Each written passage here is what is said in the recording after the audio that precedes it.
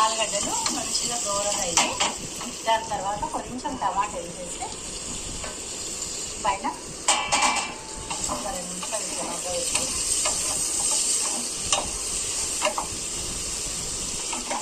దీంట్లో చిక్కుడుకాయ వేసేస్తే ఆలుగడ్డ టమాటా చిక్కుడుకాయ రెడీ.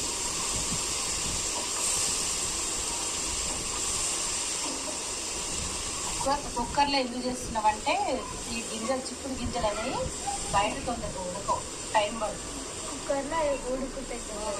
కుక్కర్లో అయితే మంచిగా ఉడుకుతుంది తొందరగా. ఆలుగడ్డ తొందరగా ఉడుకుతుంది, చిక్కుడుకాయ తొందరగా. అందుకని కుక్కర్ టైం చాలా టైం సేవ్ అవుతుంది, మనకు టేస్ట్ కూడా మంచిగా ఉంటుంది. కుక్కర్లో వేస్తే ఫాస్ట్గా అవుతుంది.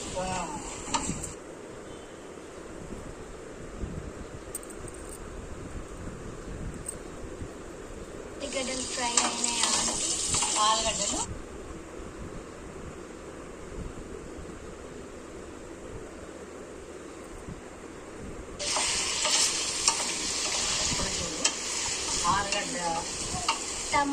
ఆలుగడ్డ టమాటా చిక్కుడుకాయ మనం ఎంత కుక్కర్లో వండినా కూడా కుక్కర్లో వేసి ఎమ్మటే ఇట్లా క్యాప్ పెట్టేయద్దు, కొంచెం నూనెలో వేగనియాలి.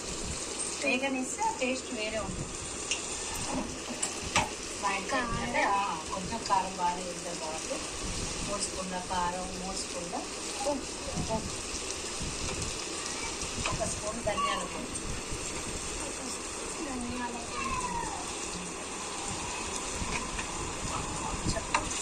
వేసేసి ఇట్లా కంప్లీట్ చేసి మంచిగా కలుపుకోవాలి. మొత్తం కలుపుకొని కొంచెం వాటర్ పోయద్దు, కొన్ని వాటర్ లైట్గా యాడ్ చేయాలి.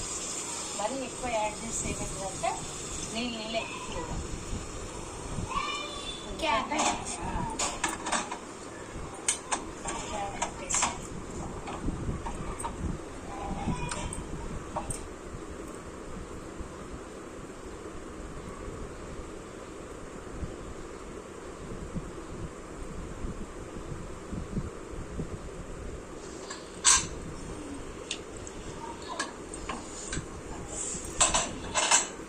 చూద్దాం ఎలా ఉడికిందా.